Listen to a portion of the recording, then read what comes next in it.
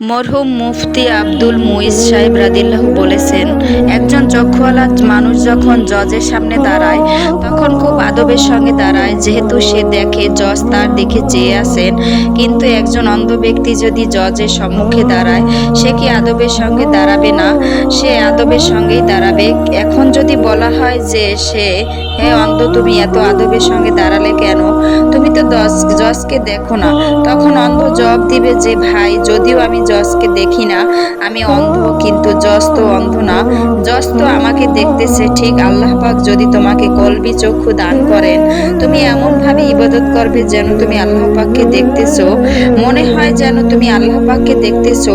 আর তোমার যদি অতত শক্তি না হয়, অন্তত খেয়াল করো, আমি তো অন্ধ, কিন্তু মাওলায় তো আর অন্ধ নন। মাওলা তো তোমাকে দেখতেছে। আল্লাহ পাকের লাখ লাখ শুকুর, এই তরিকে আল্লাহ পাক আমাদেরকে দাখিল করেছেন।